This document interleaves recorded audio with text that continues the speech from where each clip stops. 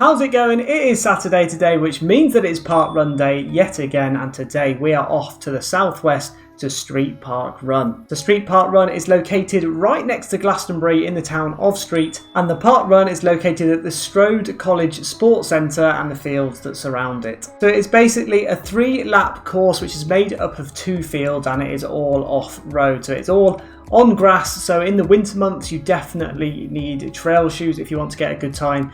And then in the summer months when it's a little bit harder, like when we went the other day, then it is a lot easier to use road shoes. And I actually forgot my trail shoes on the day, used my road shoes, and I found it absolutely fine. But I definitely recommend, if you have trail shoes, to use those instead. One good thing about this course is that it is buggy/pram friendly, so feel free to bring your child. However, unfortunately it is dog prohibitive, so therefore no dogs are allowed on this course, but it is quite a good one for if you want to do something after, because there is both Glastonbury to visit, and I'd have to say it is great to visit. I've been to the festival twice now, and I've seen a couple of big legends like Elton John and Paul McCartney, but the actual Glastonbury village itself is very much a similar festival vibe to the Glastonbury festival. And there is also the Glastonbury tour to go up and visit as well, and that's a nice little walk. And if you want to check the distance and how much elevation and stuff was in that, you can go and check that out on my Strava, which I've left in the link below. As it says on the app, the course is at flat, which is perfect really. It's a great one for getting a PB apart from it being on grass. But also there are toilets nearby to the start as well, so that's also good news. It is also good to note that it is a nice and quiet park run with only 111 runners on the day that I went, and also it is very spacious, so you find that you're not getting caught up in bottlenecks on the course. It is all on wide open fields, so it's very easy to overtake people. And finally, it is also good to note that there are showers, changing facilities, and hot and cold drink vending machines as well, so you can go and grab yourself a drink after the run if you need to. So if you've got this far and you still don't know what a park run is, it is essentially a 5k run which is ran by a group of volunteers who both time and marshal the event. So when you finish, you get given a token which has your position on it, and then later on you'll be emailed your finishing time. Now looking at a summary of the course, as you can see, it is all around fields. It is a 3-lapper around 2 different fields. You go up and down twice, and then you come back round and do that another 2 times. So the elevation gain for this course is 5 meters with a max elevation of just 11 meters. So there's not really much change there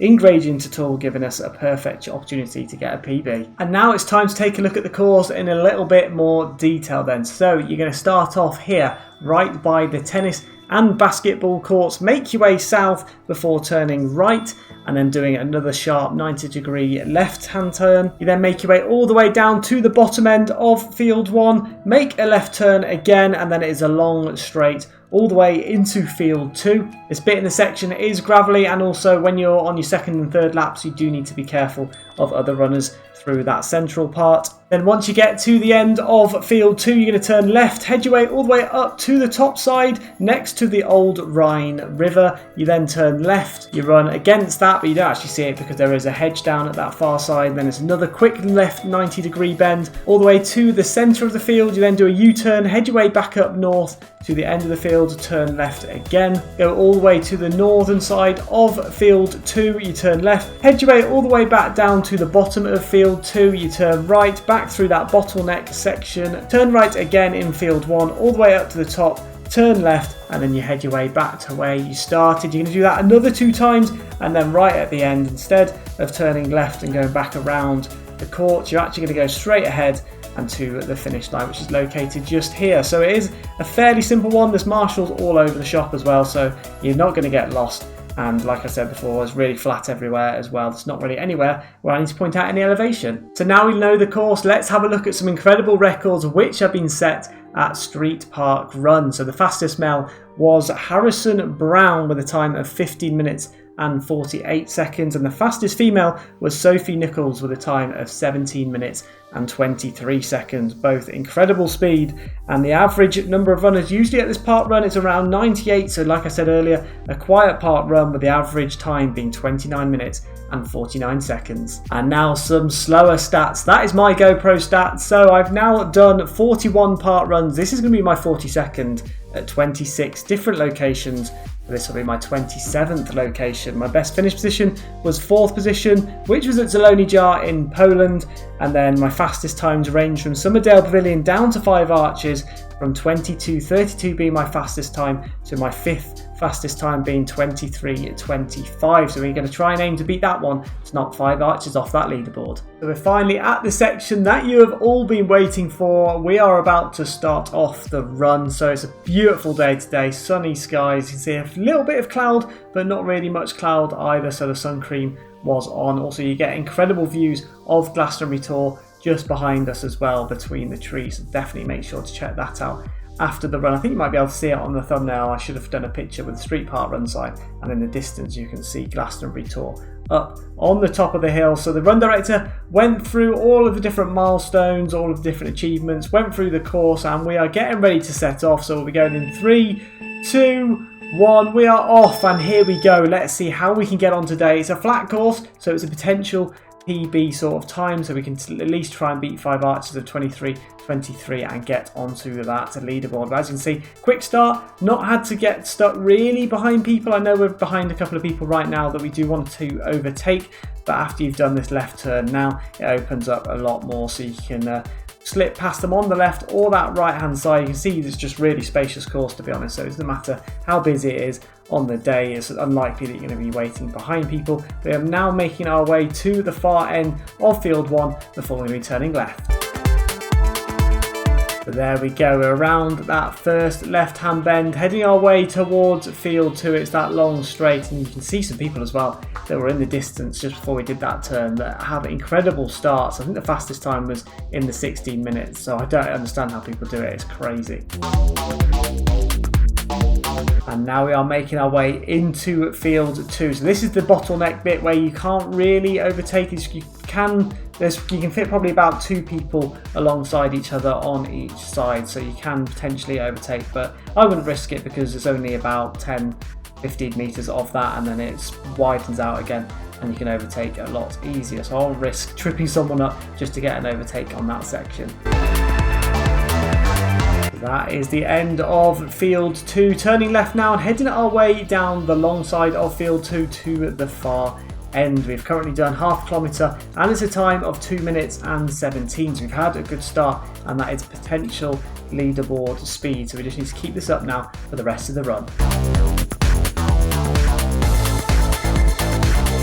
We're coming up to the end of the length of that second field. We're going to turn left, so they're all quite sharp 90-degree bends, to be honest, but obviously you've got the space to sort of run wide and in, or in and wide. And then we're going to do another left turn here. We've got the marshals there in the centre, which you'll see again in a few seconds, but you might see some people on the right hand side in a moment as well who are running on their way back towards those marshals. But we're now heading our way towards the centre of field 2, maybe just a little bit further than centre. Then we're going to be doing a U-turn pretty much all around there and heading our way back to those 2 marshals we just saw. So there we go, made it to the centre, another marshal there, pointing us in that right direction. We've turned right, heading our way across the centre of the field, and then you can see just there another right turn and another marshal pointing us in the right direction as we head our way back to that section where we saw the 2 marshals just a second ago. But if you want any more information on this course, I have my Strava in the link below, so you can go check that out. And also, if you are enjoying this sort of video, don't forget to hit that like and subscribe button. We do a different park run every week, or we try to at least, and if we don't, we'll go back to another one and try and beat our previous time and do more vlog sort of style. So don't forget to hit that subscribe button and put on that notification bell if you want to be notified of when the next video is out. So we're back to this section, heading our way to the left hand side and towards the corner of field 2, and then we're going to head left and head all the way back up towards field 1.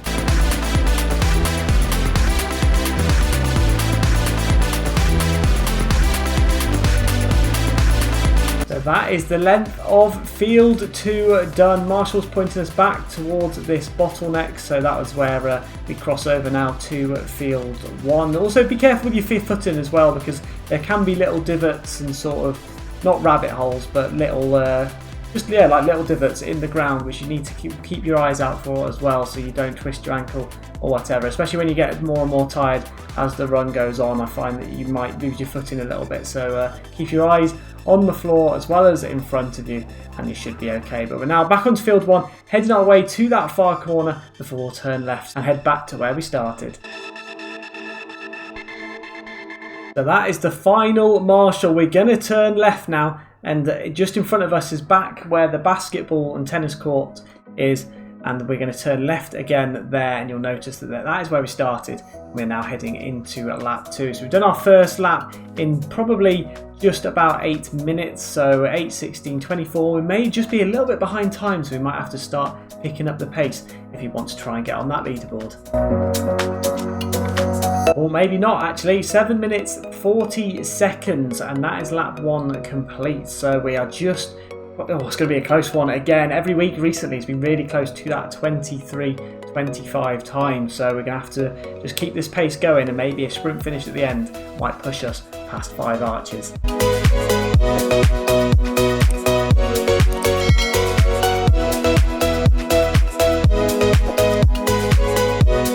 So we're doing quite well at the moment to keep that 12, 13, 14 kilometre out per hour time. There you go, you can see some people on the left hand side that have just finished field 2 and heading back into field 1. So we are now into field 2 and heading towards the far end before we're going to turn left. So we're probably in a position between sort of 10th and 20th right now as well. So we're doing quite well, and as it is quite a quiet park run, it probably is a good one as well for getting a good finish position. So we'll have to see how we get on with that as well.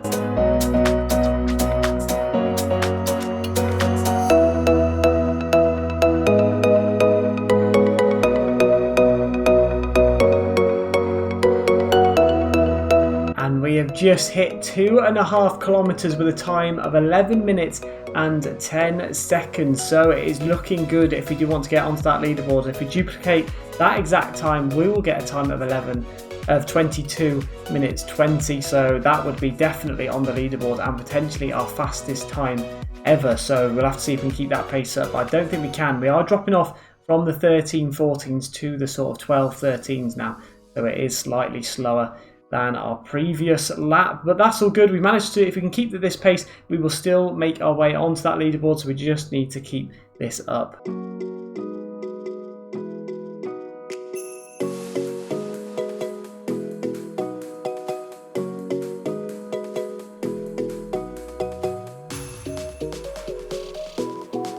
3 kilometres in, so we did that kilometre with a time of 4:35, so that is just a little bit slower than our first 2 kilometres, and we are now heading back into field 1. I can imagine this one being a lot more difficult as well in the winter weather, so especially if it's wet and rainy or very frosty, it could be quite slippy as well, because there's a lot of 90 degree bends which you have to do.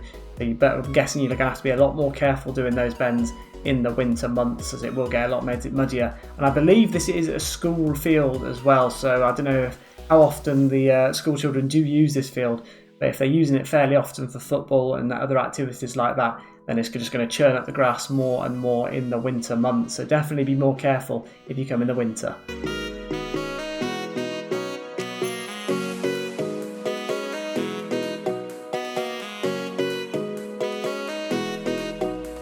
And we are now coming up to the completion of lap 2. So we're on 15:28. That is very good for us at the moment if we do want to get onto that leaderboard. We just need to keep up this pace, and I think we might do it.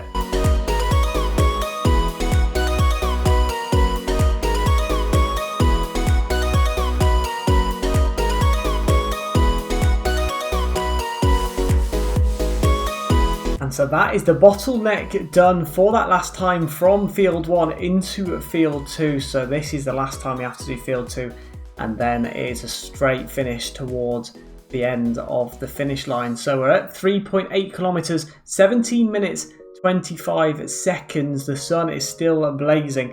I don't actually know whether I prefer it if it's really sunny on you or whether it's cloudy. I think I prefer it when it's sort of cloudy and not too cold. That's the sort of ideal running temperature for me, because if it's too sunny and too hot, then I find that my mouth goes really dry, and then if it's too cold, then obviously you're just freezing and all your muscles are really cold before you even get going, and the ground's usually a lot slippier and wetter. So I definitely would say that these are probably just under ideal running temperatures because of the sun beaming down on you, but it is pretty close to being the perfect ideal running temperatures for myself.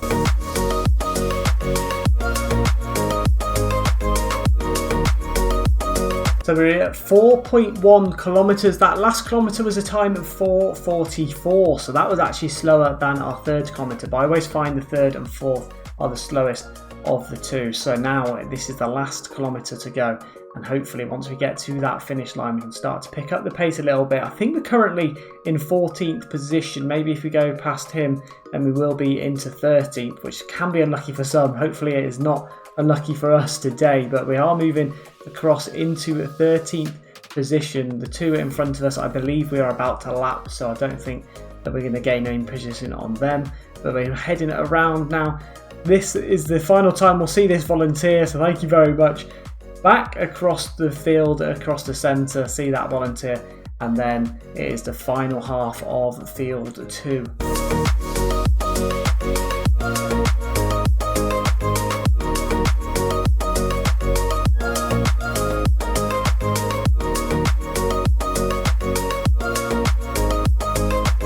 So we are heading up that final straight in field 2 before we turn into that bottleneck and into field 1. We're currently on 21.28 with just 300 metres. Well, it says 300 metres, but I think it actually goes to about 5.1k in the end on the Strava. So about 400 metres to go. So it's looking good for beating one of our times, especially 5 archers. We may even get past the other time with the other 3 park runs, 23.23. So if we get ahead of that as well, this will slot into a 4th position. But we're now turning right and heading our way down. You can see the finish in the distance on the left hand side, and then that is going to be it. Street park run complete.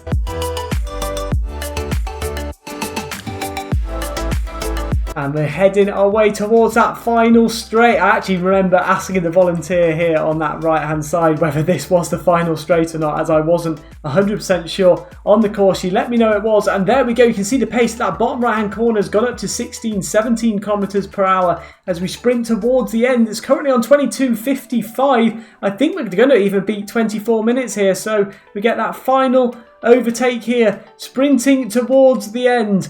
There's that run director cheering us on, pushing us to that final bit. 23.8, 23.9, 10, 11, 12, 13. So we got a time of 23.14, and we finished there in a position of 13th. So that's unlucky for some, but not unlucky for us today, as that does mean that we have made it onto that leaderboard, but we need to rest now because I am absolutely knackered. So that is Street Park Run complete. Absolutely smashed it. Really happy with my time, and that if you've not done an S yet for the alphabeteer challenge, it's a great one to do it and a great one to try and get your PB too. That is the 3rd S that we have done, so didn't really contribute to the alphabeteer challenge. However, there is the Slither challenge on the 5k app where you have to get 10 S's, and we are now on 3, so that is perfect. And as usual, a huge thank you to all of the volunteers who were there on the day. Without them, the run could not go ahead, so thank you very much. We do appreciate you volunteering. And also, in terms of aesthetics, I'd say this is a pretty